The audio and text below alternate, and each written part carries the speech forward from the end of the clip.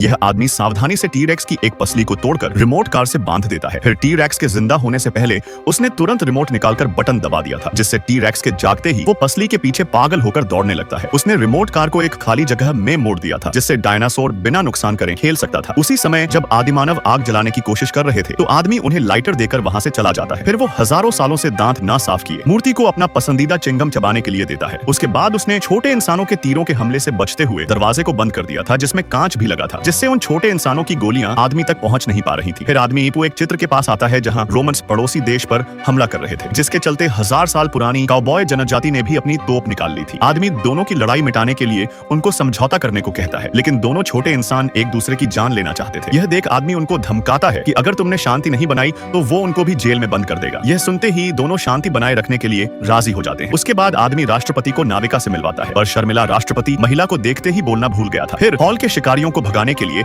आदमी उन्हें जादू दिखाता है, पर शिकारी ने उसके नकली जादू को पकड़ लिया था, जिससे गुस्से में शिकारी आदमी को पकड़कर उसको 6 टुकड़ों में विभाजित करने का फैसला कर लेते हैं। दरअसल ये आदमी एक ऐसे म्यूजियम का सिक्योरिटी गार्ड था जहां पहली रात में उसने डायनासोर कंकाल को पानी पीते हुए देख लिया था, और जब टॉर्च के गिरने की आवाज से इस डायनासोर का ध्यान खींचता है तो डायनासोर मुंह खोलकर उसकी तरफ आ रहा था। तो आदमी भी डरकर भागने लगता है और तुरंत काउंटर के पीछे छिप जाता है। तभी उसके पास एक पसली गिरती है। उसने पसली को उठाकर दूर फेंक दिया था, यह सोचकर कि उसकी जान बच जाएगी, और डायनासोर तुरंत हड्डी को लेकर वापस उसके सामने आ जाता है। आदमी ने देखा कि डायनासोर एक कुत्ते की तरह खेल खेलना चाहता था। मजबूरन आदमी उसकी बात को मान लेता है, लेकिन अब सिर्फ डायनासोर ही नहीं बल्कि पूरे म्यूजियम में रखी मूर्तियां और जानवर भी जिंदा हो चुके थे। इस म्यूजियम में हर रात सारी चीजें चमत्कारी ढंग से जिंदा हो जाया करती थी, और सुबह होते ही वापस सब कुछ पहले जैसा हो जाता था। लेकिन अगली रात आदमी शिकारी को संभाल नहीं पाता, जिससे खतरे को भांपकर अचानक सारे जानवर भड़क उठे थे। आदमी बाल बाल बचकर हॉल में आता है, जहां उसने देखा कि एक शरारती बंदर के पास उसकी चाबियों का गुच्छा था। उसने ही सारे गेट खोल दिए थे, जिस कारण सारी मूर्तियां और जानवर पूरे म्यूजियम में फैल चुके थे। छोटे इंसानों के बीच युद्ध शुरू हो चुका था। आदमी बंदर से चाबी लेने के लिए उसके पीछे भागता है। उसी समय आदिमानव ने अपने बालों में आग लगा ली थी, जिसको वो बुझाने लगता है। यह तमाशा देख बंदर को तो बहुत मजा आ रहा था। फिर आखिरकार बंदर उसकी पकड़ में आ जाता है, और जब वो चाबी लेने लगा